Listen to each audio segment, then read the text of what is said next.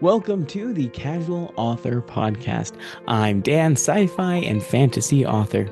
Like you, I've got a lot on my plate. What with many children, a full-time job, a homestead, and loads of other responsibilities. I'm here to bring you inspiration, positivity, and community around having a busy life and still wanting to chase that author dream, even if you have to take a casual approach. For more information about the podcast, me, or my books, head to thecasualauthor.com. Let's get started. Hey, there's Dan Kenner with episode number 133 of the podcast. Today is Tuesday, August 27th, 2024, as I record this. And today we're talking to KimBoo York about her book, By the Seat of Your Pants, The Secrets of Discovery Writing.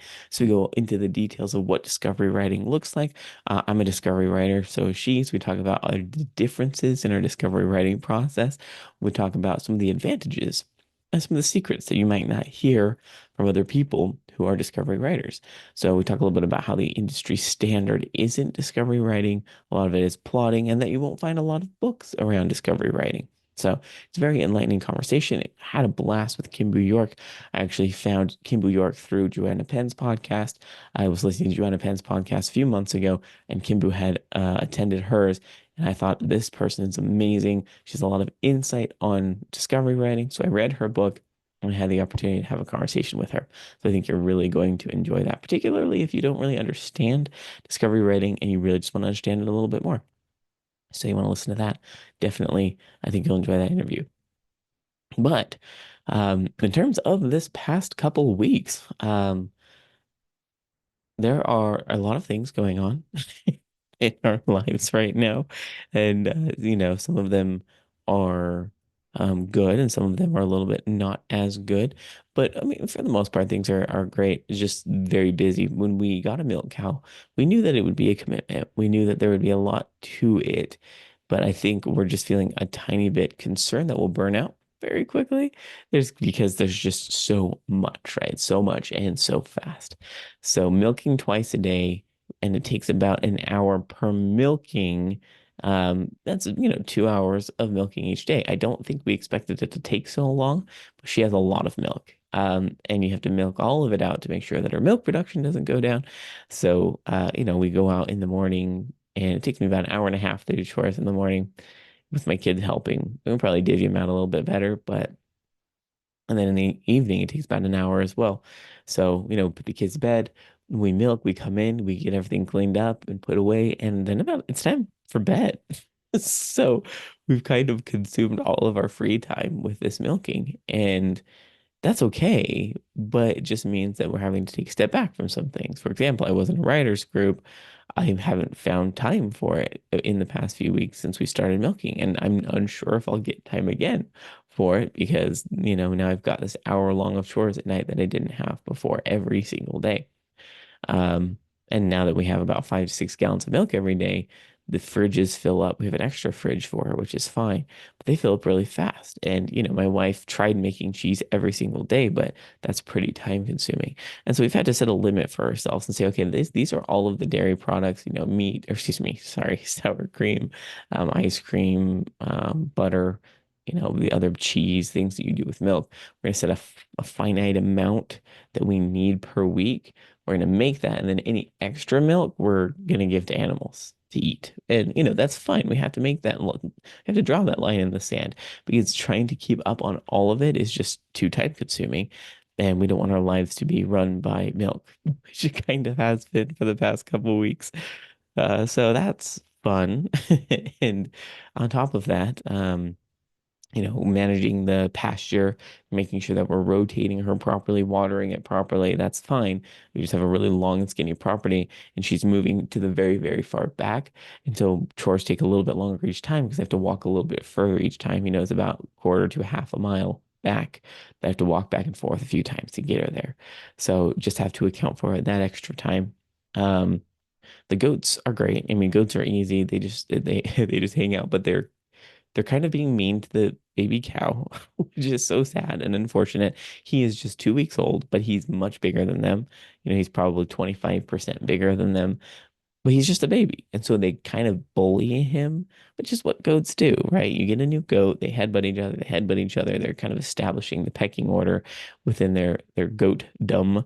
We just have two does and he's in there with them, but they chase him around and they just try to headbutt him and he's kind of scared of them because cows don't do the same thing. They don't do the headbutty thing. That's just a goat thing. So he's kind of terrified of them. And for the most part, they coexist just fine. He just kind of does his own thing and stays away. But there's one particular goat that will just not leave him alone. And I feel a bit bad for him, but at some point he's gonna be like way bigger than them. And maybe then they'll learn not to headbutt him. I don't know. Still, bottle feeding him has been fine. He drinks it up just fine. I have a little bracket that just hang on the fence and stick it there, but I have to hold it anyway. The point of it was to set it and leave it. He could eat, but he gets a little bit excited and he knocks it down and then he can't drink it. So I end up having to hold it anyway. But um, we tried just doing that twice a day, and he's just growing and thriving and generally doing good. But on top of that, I already talked about this last week, but we have three sets of chickens that we're managing. So we've got our egg chickens that we've had for a couple of years, 3 years now, and then we hatched out a new flock last year. So that's our new flock that's still growing. They haven't started laying yet. They're all both out in the field that I have to move the fence on a regular basis so they don't, destroy. The point of it is that they mix up ginger, the cow's manure, and spread it everywhere. They eat the larvae for flies, hopefully manage the fly population. But I can't leave them there too long because chicken manure will just like burn everything on the ground. And so I have to move them, every few days, which takes some time. Once again, more time. Then our meat chickens, they grow from baby chick to fully fledged, ready to butcher in 8 weeks. So that's like rapid, rapid growth. The egg layers take 3 to 4 months to actually grow to be full and start laying. So these egg chickens, or excuse me, the meat chickens are going really fast. They start out in this relatively big brooder, but it takes them a week and a half to grow out of that because they start tiny and then, they puff up very quickly. So I need to move them again.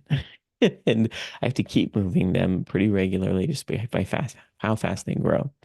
Um, and of course, managing the feed and everything. Anyway, it's just a lot, and that's fine. We've done this before, minus the cow, right? In previous years, we've had goats in milk, but normally we can dry off a goat or two depending on how overwhelmed we feel, right? It's like, oh, drop this one goat, that's fine. We don't need five, we need four, three, two, one. We now just have one goat in milk. But, you know, with Ginger and the one goat, we're getting a combined 5 or 6 gallons of milk. So yeah, all that is to say, the homestead is booming. We are currently just coordinating with people around us to be like, hey, are you interested in some milk? Want to buy some from us? We have extra. Do you want to buy, other products, cheese, butter that we're making extra? And, people are definitely interested because it's farm fresh milk, and who doesn't want that? So, anyway, yeah, that's lots going on. I think things will settle down after 8 weeks. But I guess the last thing I will say, and this is not related to the homesteading news, it's just related to my life news. Another thing that's kind of hanging over my head is I am switching jobs. So by the end of this week, I is my last week at my current job. I'll be switching to a new one. You may ask yourself, why, Dan? Why did you, in the middle of having a brand newborn baby, your seventh baby, having a cow with a calf and milk and all these changes to your life, are you going to switch your job? That's a wonderful question. I have no idea. It seems ludicrous to just do it, but I'm doing it. And yeah, so starting next Tuesday, the day after Labor Day, I'll be starting a new job. I don't know what that's going to entail. I'm pretty excited about it. It's a great opportunity. Just kind of came into my life and felt right. So lots of changes. I think I need just like the fallout from all the changes to end in a few weeks. Then maybe I can pick myself back up and put myself back together. But you can imagine things have been kind of wild. Despite that, I have been adamant to keep writing because writing is an escape for me. It's an opportunity for me to, um, really process a lot of the feelings and the emotions and the things that are going on in my life. So I wrote about probably 10,000 words in the past week, which, isn't terrible considering I haven't been writing. I did finish my short story, which is called The Virality Report. It is a sci-fi kind of mystery story, which surprising, but I feel like it actually does work very well.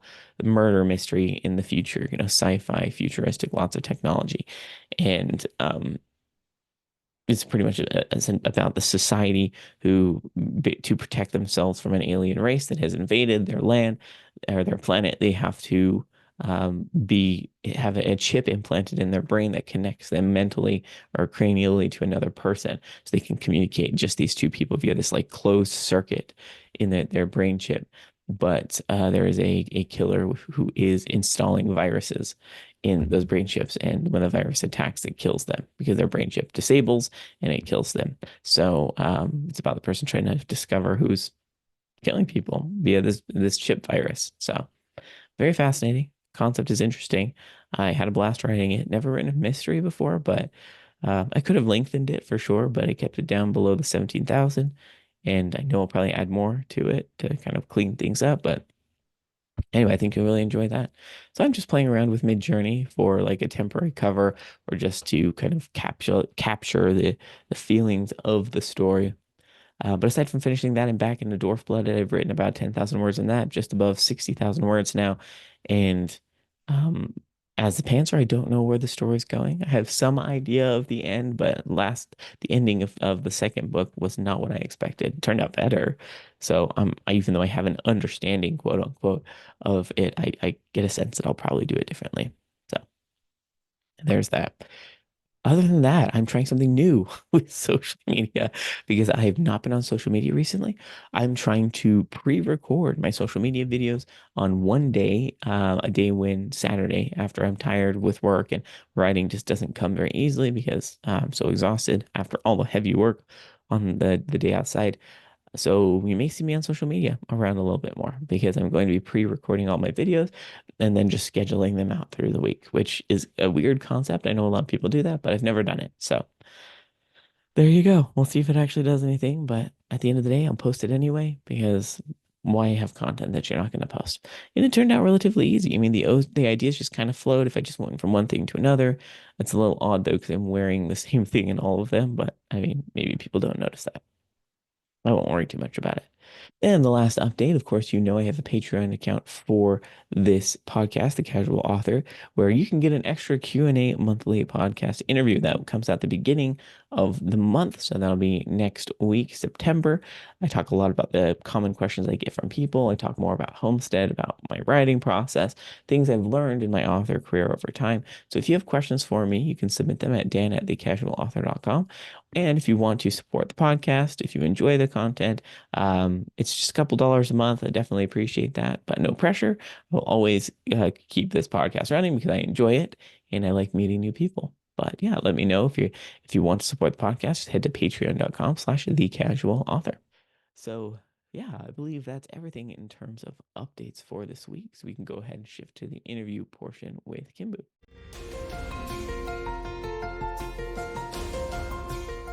Hey, KimBoo, how are you doing today?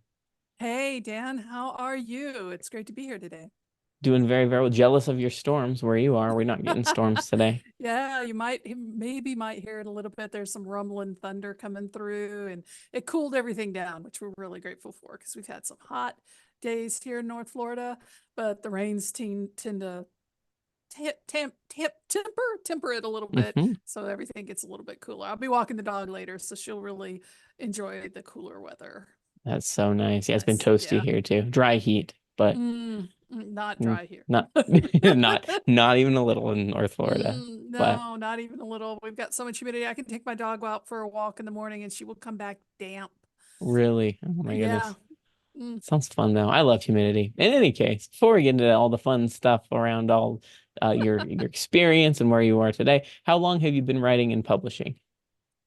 So two separate answers. Writing, of Mm, course, since I was a kid. I'm one of those people who's like, oh, I want to grow up to be a writer. And I did, but I didn't get published until about 2010, 2011, when I kind of connected with a small indie press. nice. At the time, they published four of my early romance novels. And then I ended up going my own way about 5, 6 years later. So since then I've been self-published. So that's what I'm doing right now. I'm not against traditional publishing. Everybody's got to find their own path. I like the level of control that I have over my intellectual property and my work as a self-published author. So that's kind of my comfort zone. But yeah, since Absolutely. professionally since about 2010. Very cool. So what changed in 2010 since you've been writing for so long? Was there something that clicked in your mind or an event that changed your life that made you Oh publish? man, yes, all of the above, all of the All of the above. above. So I did a lot of writing when I was younger in the 80s and into the 90s.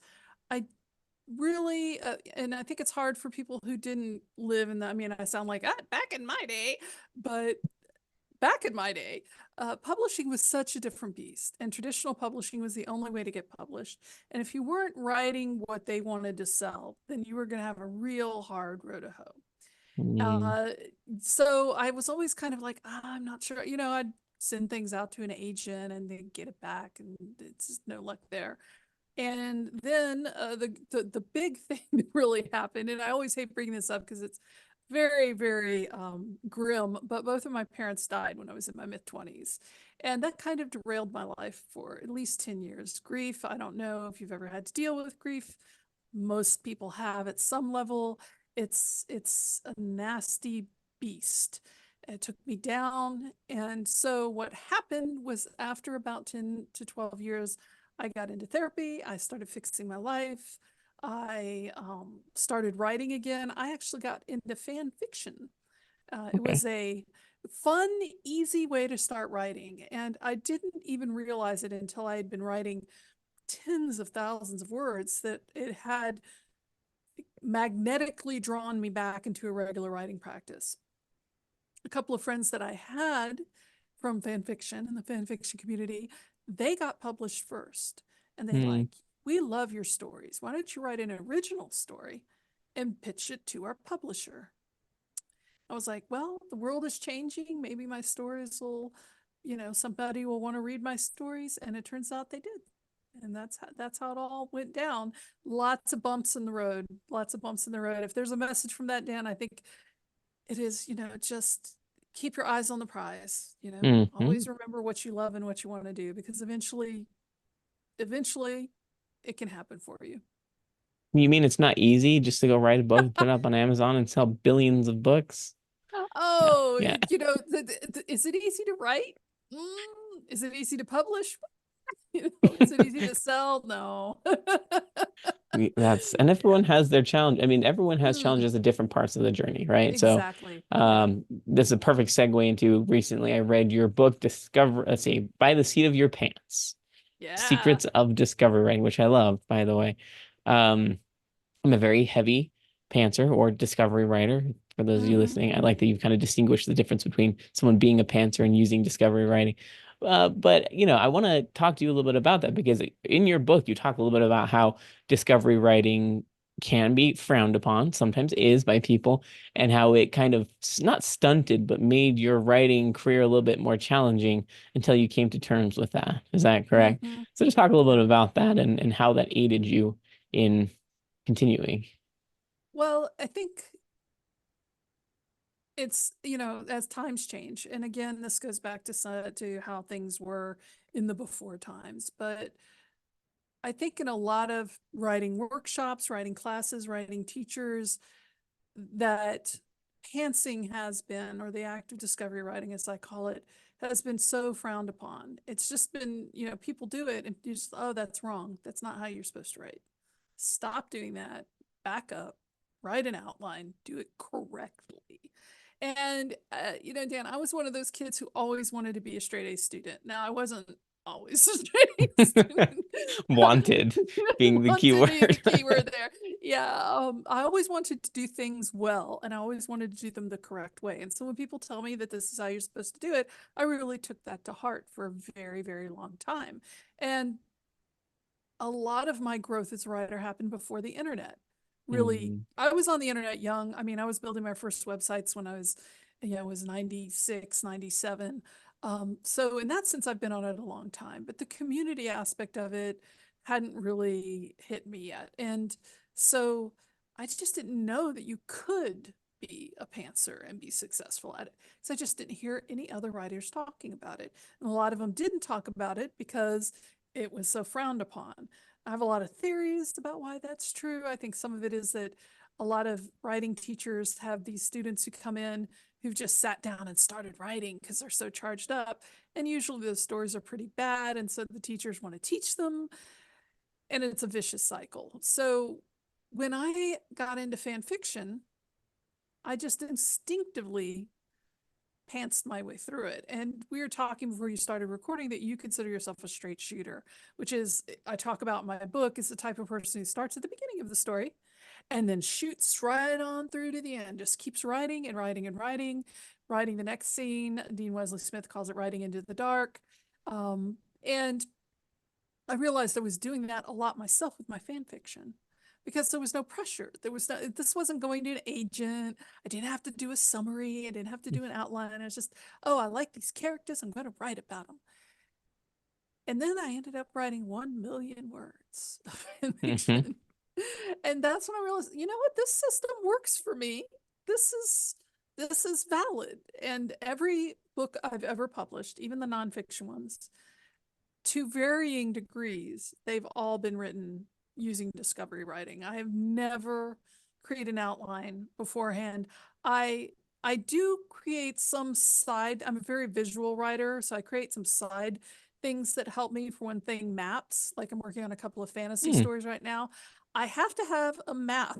I have to know where my characters, like, am I going to have them go east or west? Doesn't really matter. I'm not really sure, but I need to know what west looks like. Hmm. So yeah, that's a newer discovery of mine. But all of my work has been done using discovery writing at different types of levels. Sometimes straight shooting, sometimes recursively, where I'll write a couple of chapters and then go back and reread them and make changes before I go on and write the next thing. Sometimes I do puzzle mastery, bridging, where I write a scene halfway to the book and then write towards it. As I talk about in my book, is, since you've read it, there's a lot of different ways to approach discovery writing, really. And there's more than I thought, honestly, only because I haven't thought about it, right? I mean, like you said, most books that you read on craft are they lean towards plotting and planning things out and being really specific with things. You can knit those things together with some discovery writing, but there's a lot of things geared towards that. And so, that's a lot of a lot of the things that I've been reading is just like does make you feel like you're doing it wrong as a discovery Mm-hmm. writer. But I just didn't care. I was just like, you know what? I don't care what these other people think, because I know it doesn't work for me. Like I remember reading in your book, and I know this is very common for a lot of pantsers, is I plotted a couple books and then they never got written because I'm bored. I'm like, oh, I know what happens. I don't need to discover anything. The story's written Right. in my brain and I'm done. And I Curiosity is didn't gone. exactly. I didn't want to ruin any more stories. So I tried it a couple times and I was like, well, now the stories are failed for me. So I don't want to fail any more stories. I'd rather keep them alive and keep going. So I don't, I know what I works for me, but this podcast is definitely for everybody. And the first thing I will say, I'm sure you would agree with me, is try different things and do what feels Mm-hmm. right to you, and try not to let outside pressures change what you feel is right for you. I think every author has a level of intuition that they have to trust when it comes to their process. And if something doesn't feel like it's jiving, whether it's plotting or pantsing, switch and try something else until you kind of feel that jive with you. Would you agree with that? Absolutely agree. Oh yeah, absolutely. And it's interesting because I've worked with a couple of friends who would have sworn up and down that they're plotters and they never used discovery writing, and ooh, they just couldn't bother. And then when you sit them down and you talk to them and you talk about their stories, they're like, yeah, this is like the seventh outline because every time I sit down to write it, the characters go in a different direction. And I'm Hmm. like, oh, do they now?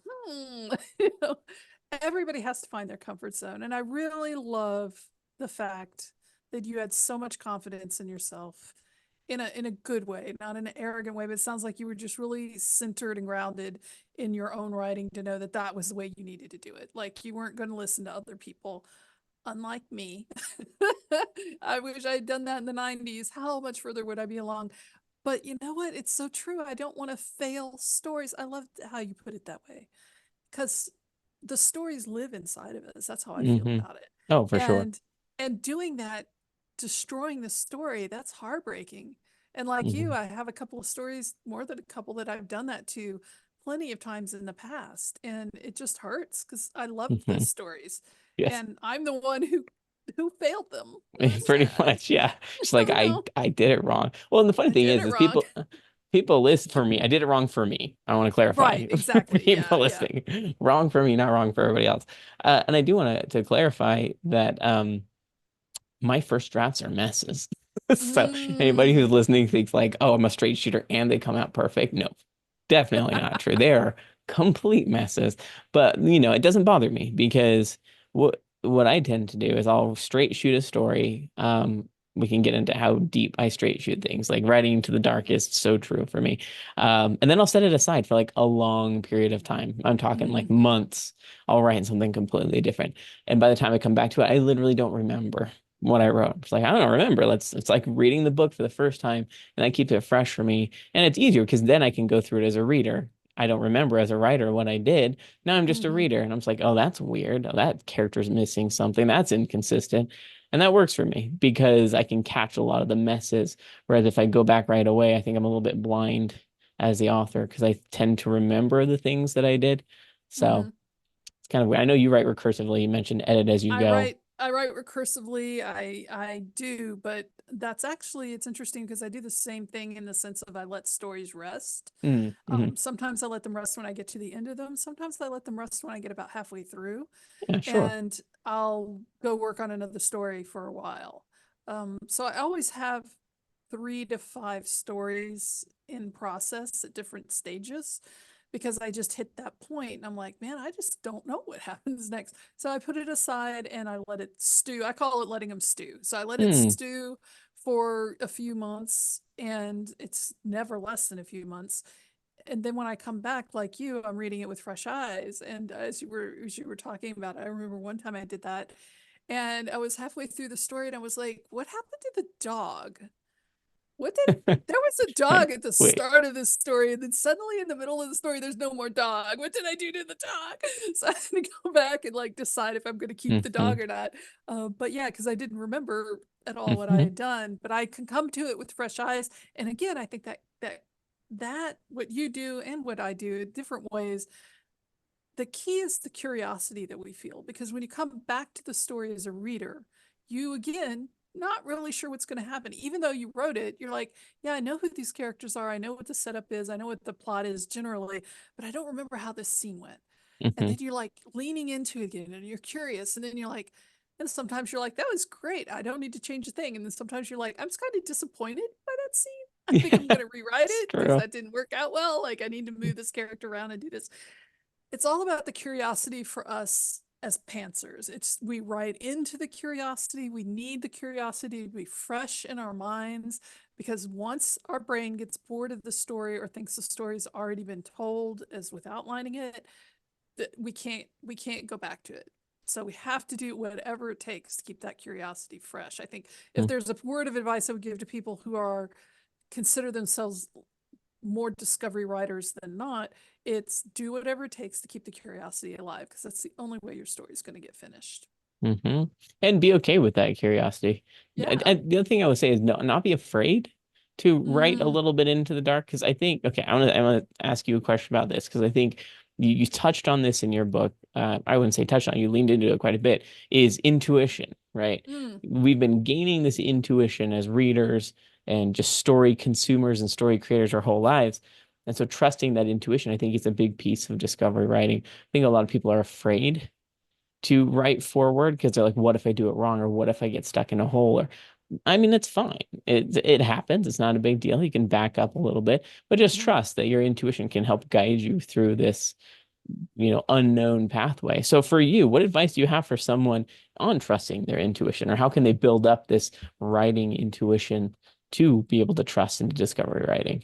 Well, you mentioned part of it, which is being a consumer, reading the type of stories that you are interested in writing and studying the craft.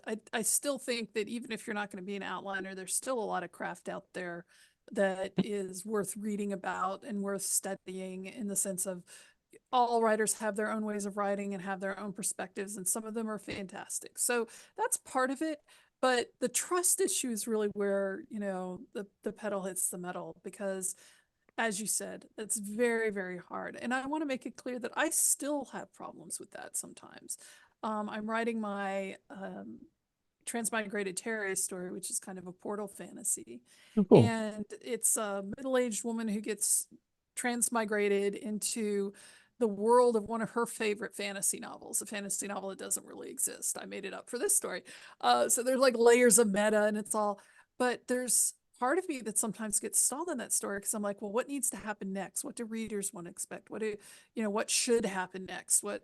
And then I have to remember, no, no, trust my instinct, just put fingers to the typing board thingy, the keyboard, and keep going. I think the most important thing is something you've already mentioned. It's okay to write something that's not perfect, and it's okay if you have to go back and change something. Discovery writers, pantsers, we have to be willing to throw words away. And I think we're probably much better at it than a lot of plotters and outliners because they're very precious with their words a lot of the times. Whereas we know we can take, I just deleted, 2,000 words from a novel because the scene went in the wrong way. Like I was like, oh, the character would not do that. When I came back to it, I was like, nope, scene out, restart. Have some confidence in your ability that even if what you write is not the way the story needs to go, that you can go back and fix it. Like there's no word police over your back, Hmm. pointing at, that your seventh grade English teacher or whatever isn't standing over you. You can fix anything that goes wrong. And Hmm. if you have trouble trusting getting the words out in the first place, I think the big thing is to have trust in your ability to fix whatever's wrong.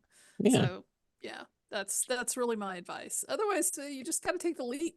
Just got to do it. Hmm. Well, got to get the words down. That's the only way to do it. I love the idea of ride or die. I know the site isn't really live anymore, but it's basically work writing sprint type of thing where you Hmm. just set a sprint for 20 minutes and just write and don't consult an outline, don't do any Google searches. Training yourself to do that is a very good first step for, I think, writers who feel called or feel like this might be helpful for them, but are still scared of it. That's a really good idea. Actually, that's how I got started writing, if you'd be Mm, interested to know. I never yeah. thought I'd be able to write. I've always been creating stories my whole life, elaborate stories. Never wrote them down because I don't find myself very eloquent. I don't feel like I have a big vocabulary. So I Mm, figured my writing would be really clunky and ugly. And someone I worked with a couple jobs ago, she'd been working on a book for 8 years. She's a heavy plotter, coincidentally, scares me to oof. death. Yeah. Plotting No. scares me. Mm. But, and she said, well, have you ever just sat down and set a timer and wrote? And I was like, no. She's like, just try it. So I did. I sat down, set a 30-minute timer, and I just wrote this random little, it was like 6,000 word story. Yeah, it was wild. My first writing session wrote that much. It just flowed, right? And it turned into the Right. prologue of my epic trilogy, my epic fantasy trilogy. So Yes. I kind love of it when that random. happens. I was Yeah. just like, well, and it was because I had to know. I was like, this ended so crazily. I need to know what happens. So I had to write the Exactly. story, and it turned into this big trilogy. So I love that. I love that concept. I love the idea of trusting yourself. And the other thing I do want to point out about writing something messy in your book, By the Seat of Your Pants, you do mention, remember that no one has to read this. I think we, for some reason, feel like someone has to read the first drafts. Like, no one has to. Only you have to. You can Mm-hmm. just pretend it didn't even happen and no one will even know. Yep. So that helps feel more comfortable writing the Yep. first ugly draft. And like you said, it is the rare author who can come in with a first draft that's halfway clean. Hmm. Even as a recursive writer, I'll get to the end and I'll have a pretty clean draft, but it's a pretty clean first draft. Hmm. It's not ready. It's not ready for prime time. So definitely that's something that people need to take to heart. As you said, nobody needs to see it except you. And if you look at it and you hate it, you can throw it away. Hmm. No one's Absolutely. stopping you. Yeah. Yeah. So I love that that's your origin story as a writer. That's yeah, just amazing. I love it. Oh my but- gosh. and It's I'm, fantastic. I wasn't old, like I'm dating myself, but I started writing when I was 28, so I was a late starter with writing. I've always been Mm. a storyteller, but never wrote anything down. So Mm-hmm. Mm-hmm. that was when I Fantastic. began. But I want to pick your brain a little bit on this because Sure. I guess I technically write more than one thing at a time.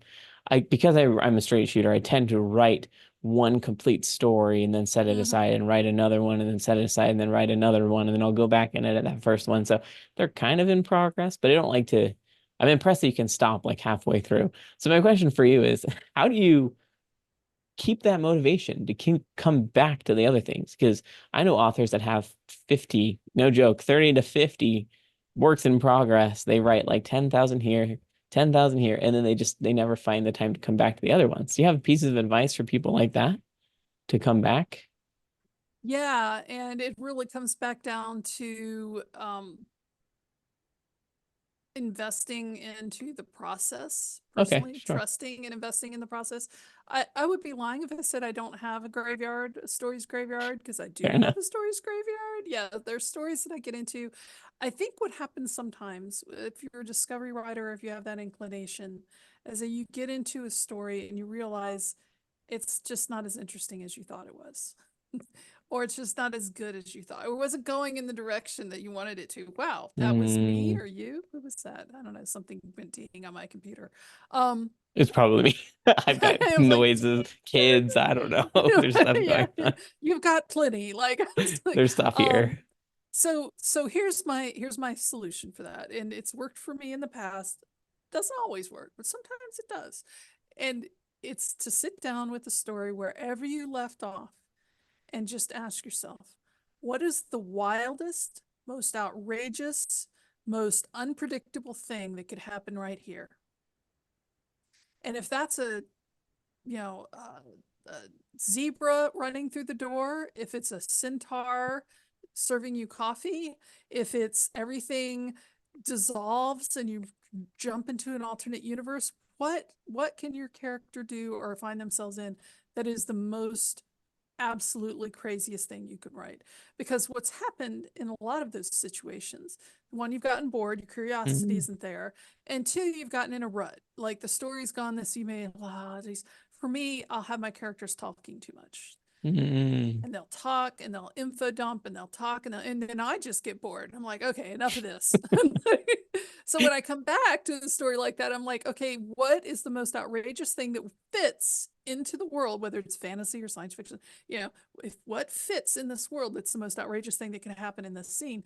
And it's kind of like what you described when you did the sprint, when you started writing.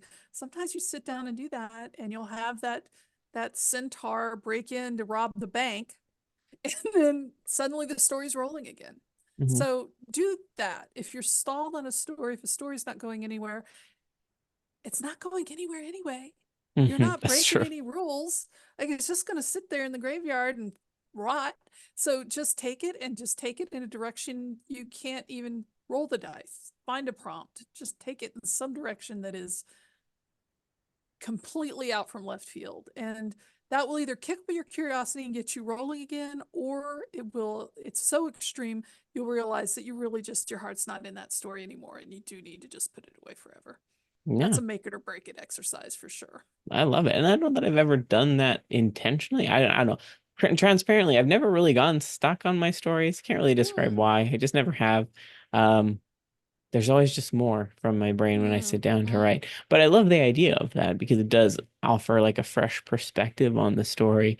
It can also put you in an interesting place, but hopefully that gets you out of a fearful state. Another thing you talk a lot Yeah, about in this book is I think, fear is it works against creativity. It works it against does. progress and even fear that might not be recognized. I think a lot of people who feel like they're having writer's block or they don't know what to write next might be experiencing that almost like hidden fear. They don't Mm-hmm, realize they're scared to write forward, but they are.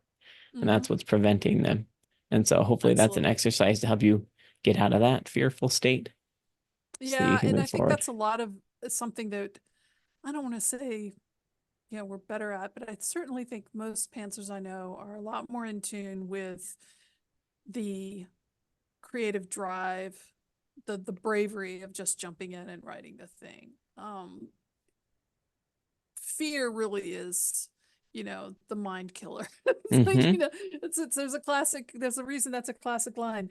And yeah, so anything you can do to break the fear, and that's very crucial, is identifying what that fear is. I know probably a lot of your listeners have read this before, but again, I always go back and I always recommend it over and over and over again. And that's Stephen Pressfield's The War of Art, Hmm. because he talks about resistance Hmm. and how it uses our fear to inhibit us from our creative journeys. On my scriptorium, my blog, I just recently wrote about the tribulations, which are comparisonitis, imposter syndrome, and perfectionism. And every single one of those is based on fear. If you get Hmm. down to it, at the bottom of it, it's like, I'm not as good as these other people. I'm a fake and I'll be found out. It's not perfect, so I'll be judged, or it's not perfect, and so I'll never be good at it. Fear is really at the heart of it. So, that's a great observation in the sense of anything you can do to break that fear cycle is what you need to do. And my exercise is just kind of like gonzo type of writing. Just take it extreme as you can go to get yourself out of that fear cycle. But there's other ways to do it, but that's just one of them, because fear, man, it'll break you. It definitely will. I mean, not just in writing, but in life. And I think Mm-hmm. that's what I unlocked when I talk about just coming to terms with it. I just determined that I wasn't scared to write forward. I was more curious. I was more excited. Interestingly, I was telling my wife this in preparation for having a baby, which she just had recently. The physical responses to fear and excitement are the exact same. So that's Mm. something to keep in mind. And it's very true. You'll often shake, you'll have adrenaline, and there's your senses will heighten, and it's very similar. So if you can just shift your emotions from fear to excitement, your physical body, it'll just it'll be like, oh wait, no, I'm not nervous, I'm excited. And then I suddenly love you're that. excited. So I learned that in high school when I was doing plays. My history is wild, but I was an actor in high school, and I remember it helped a lot. It took away the nervousness and turned it into Mm-hmm. excitement. And so feel that way when you're writing. Trust in your intuition, trust that even if you don't know, that subconsciously you'll know where the story needs to go. So, The idea of you being an actor in high school and talking about fear and excitement, it makes me realize something, a connection I've never made. I know a lot of people in theater. I have a lot of friends who've done theater. And, it's kind of like, well, writer's block is kind of sort of like stage fright. yeah, Yeah. totally is. And how do you get over stage fright? Well, you set foot on the stage and you go do the scene. Like, that's the only way to get over stage fright, because if you let it, then you will be a blubbering mess behind behind the Sure. stage and never do the role. But once you do it, and it's very similar in discovery writing, that you have to get on the stage. You have to Hmm. get on the stage and start doing it and trusting in your ability to do it. But if you stand off to the side and keep second guessing yourself, or comparing yourself, or feeding that fear anxiety and not channeling it into excitement, yeah, that's when you're going to get stuck. Oh, that's such a, I'm going to make a note about that, Yeah, because write that's a that. good one. I I'll like read it. that. You, I'll give you quotes. I'll read All whatever book right. you're. You No, will I. be mentioned. But no, for seriously though, I think everybody should try to experience the different types of writing. It's a spectrum, of course, pantsing and Yeah, plotting, yeah. and just see what feels right to you. But I will say this: I have been shocked all the time, constantly, hundreds of times. I have hit a million words, by the way. I remember you talking about you have your million words club, which we'll talk about here Mm-hmm. at the end. I have hit a million words, and they've all been pants, discovery written, straight shooter, all of them. Mm-hmm. The number of times that I am shocked by getting to the end of something, be like, oh, that's why at the beginning this happened, or oh, that's why this weird breadcrumb that you have no idea what it meant. Then my trilogy actually. So my trilogy, they're really long books. I don't want to talk about it. I need to learn how to write short stuff, but No, you don't. I'm We'll terrible talk at about writing serials short another stuff. time, but yeah. I'm terrible with it. So each book is about, 150,000, Oh 190,000 yeah. words. So they're lengthy, but the very end of the third book, it all came together and I was like, oh, at the beginning, near the beginning of the first book, this, weird thing happened. It talks about the situation of this magic system and they don't know why it happened. At the very end, I was like, that's it. That was why. This whole time, that was the explanation for it. It became part of this major plot point, and I didn't know until I was literally writing it in the third book. I was like, that was wild how that all came together. So, just trust yourself and just I, enjoy those things being connected. It's fun. I I can't tell you how many pantsers I've talked to who've had that same exact situation happen to them. It just happened to me. There was a scene in a story I was writing where the young boy mentioned like something he had built, and I was just like, this, okay, whatever, moving on. And Yep. then, like 20 chapters later, well, it turns out he was making a little magical storage amulet. And I'm like, that was not, I did not know that was a magical storage amulet when he made it. That was not part of the plan, because there was no plan. We Mm-hmm. should be honest about that. That happens so much, and it's so, gosh, isn't it? Doesn't that just charge you up? Like when that It happens does. in those types of secret issues, you go, "Oh, that's why she said that back in that chapter 40 chapters ago. Now I get it." And oh, I love it when that happens. Like, So fun. listeners, trust us. That is such an amazing feeling. You should just keep writing, write into the dark. Try recursive writing, do whatever it takes, but you will find those moments and they will be glorious. They really will. Can't recommend them enough. And don't feel bad writing. I think the other Yeah. thing is don't feel bad writing this way. If it works for you and it gets you excited, then Yeah. just Well, as you said, know you've that it's written right. over 1 million words of your own original fiction that way. I'm pretty sure I've written over 1 million words of my own original fiction. I've certainly published 7 novels that were all pants. So like, yeah, it's possible. It can be done. And as you know, since you read the book, you know that was one of the main reasons that I wanted to write it. I wanted other writers to know you're not broken, you're not doing it Hmm. wrong. You may need to do it better, you may need to practice, but we all do. That's everybody. It's okay to write that way if that's the way your brain works. Hmm. And yeah, you don't have to do anything specific if someone else tells you to do that. So, Mm-mm. and it If must it get it's doesn't the work same for for you, discovery writing. yep, Yeah. yep, that's exactly true. And that's why I But wrote the book in the first place. honestly, we could continue this conversation for so long. I do want to add just another interesting tidbit. I discovery co-authored a book with someone, which was an incredible experience. It was so fun. Wow. Um, What you guys do? Did you like trade off chapters or we scenes, or how did, did you do yeah. that? So it was Oh, this person's idea. She said, "Have you ever co-written a book before?" And I was like, "No, I don't think it would work because I don't think you're prepared for how pantsy my brain is. Like it's insane." And she was just like, "I don't know, let's give it a try." So she was more on the kind of the planting side. She didn't mm, plot a ton, but she plotted quite a bit. And then, she would discovery write it all together. I was like, no, I'm telling you now, I'm like right into the dark. You will never know what's going to happen. Just like, let's give it a try. So I would write, it was two POV. There were technically three POVs. I wrote two of them, the male ones, and she wrote the female one. And I said, I'll just write a chapter and send it to you. And then you write a chapter and send it back to me, and we'll just see what happens. And wow. it was just a blast. It was just a short middle grade trilogy. It was a sci-fi trilogy, actually. And I remember she said, I was always so excited to get your chapters because I was always like, what is Dan going to throw at me today? Because every single time I was like, what? Where did this come from? That she would just have to Right. deal with it. And I was just so excited to get her chapter back and have no idea what was going to happen and then I just play love off that. of it. So it was That's fun. so I had a much fun. blast. That sounds great. Like the fact that you can find somebody who's willing to do that with you and trust you enough to go there with you. Because I think that's what happens with a lot of pantsers who try to collaborate with other authors is they end up trying to collaborate with plotters or It heavy doesn't work. outliners. And it's just it's not gonna work because you're gonna go Yep. off script and they're going to be trying to herd you back onto script and it doesn't work. So And that's I think it's okay. Yeah. fantastic. Yeah, that's them and you're you, but that you found somebody who's willing to just take that chance and just like roll with it. That's awesome. That's truly It's fun. awesome. I think you'd be great at it if you found someone to discover right with.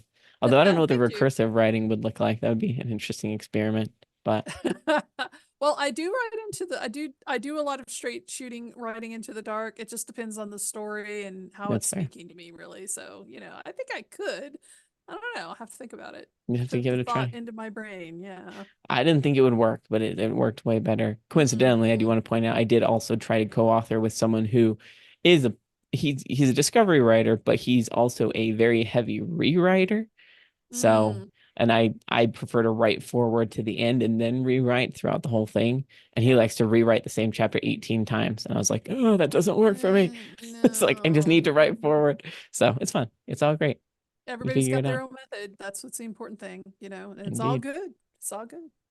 But you have a lot to talk about with what you're doing and your coaching, and you've got your 1 million word club. I don't know if you're still doing that. Yeah, yeah. You've got your coaching. So let's talk a little bit about you. Where can people find more information about your services and your book and your coaching books, I should say? So, so I do have a website that has links to all of that. It's houseofyork.info. And that's all one word, houseofyork.info. That has links to my books. You can see my nonfiction books like the By the Seat of Your Pants. I have another book that's all about writing serial fiction, very long running stories. Dan, you might want to look at that book I yourself. should read it. Yes. Yeah, I'll you should. If you like writing really, really long stories, like I like writing really long stories, serials are a format that really speaks to us. So that's a book that I highly encourage people who are doing discovery writing into very long stories. It is, just as a side, that book does talk a lot about structure and plot Mm, arcs and stuff, but it I think it is accessible to pantsers as well because I use the same information and I never outline my stories. So anyway, fair enough. Yeah.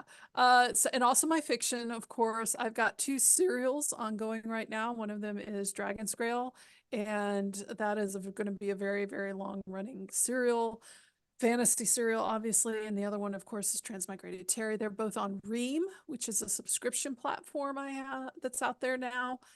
So if you come follow me on Ream, you'll get some free chapters there. And I do productivity coaching with authors. I don't do craft coaching, so I'm not an editor. I'm not going to read your story and tell you, developmental editor. I'm not going to tell you what's wrong. I work on helping people get the words out, get the words written. And, whether that's having a word count goal or working on strategies for their daily writing schedule. And that's where the 1 Million Words Clubs comes in. It's a Discord membership community. If you sign up for a trial, you get one free week. It's pretty small, but we are growing. And because I just started it early this year, it's brand new. It's brand spanking new baby. And that is a place where we talk about productivity and mindset and process, which a lot of other writing groups tend to talk more about craft and genre. So that's why that particular group has a little bit of a different focus. Invite people to come check it out. And yes, I do one-on-one coaching, not as much as I used to, but I'm still available for it. So if somebody really needs that in their life, I'm more than happy to help. That's Take it. And advantage of of course, I've that. got my podcast, as you know. Yeah, I've got the yeah, Author Alchemist Yep, I got the Author Alchemist podcast, which is my own personal podcast. And then I do a joint podcast with two of my best friends around the writer's table. And that's just a long running podcast we've done that's just us yakking about things that interest us. it's, I love it. it's a I fun think one. it's fun. I Yeah. haven't tried that one quite yet, but I have been listening to the Author Alchemist. So Thank you. there's Thank you.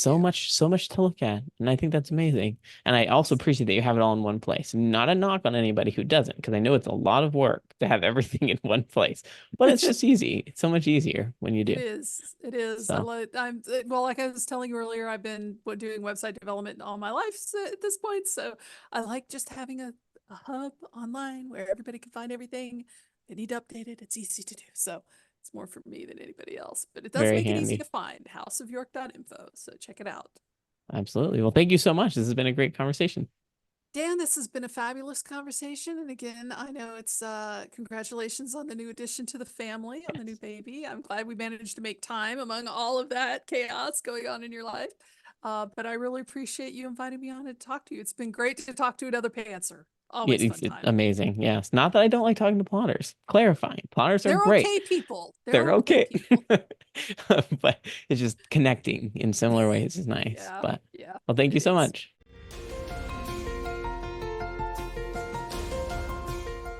I hope you found that podcast interview interesting. KimBoo was such a delight to talk to, and she had a lot of insights on discovery writing, which is great because there's not a lot of authors speaking out. Um, in favor of discovery writing and providing tips and ideas and, just kind of an explanation of how it might work for you. So I hope you really enjoyed that. Next week, we'll be talking to ND Testa about winning social media through escapism. We talk a lot about what escapism means, why it's important to her, and the reasons she writes, what that looks like in social media, how she leverages social media. She's doing very well on social media with her content and selling books through it. So do you want to stick around for that? It's a tad bit ironic considering I am still, on the fence about social media, but I think you'll enjoy that conversation as well. If you'd like to join me for the podcast, head to thecasualauthor.com, fill out the pitch form, or send the pitch form to your friends. If you have an author friend or family member, send it to them and let them know, hey, Dan's always willing to have people join the podcast. So I try to plan it out as far as possible, but so if you do submit, just know it may take me a few weeks to get to you, but know that I will get to you. So I hope you have a wonderful day, and I look forward to talking to you next week.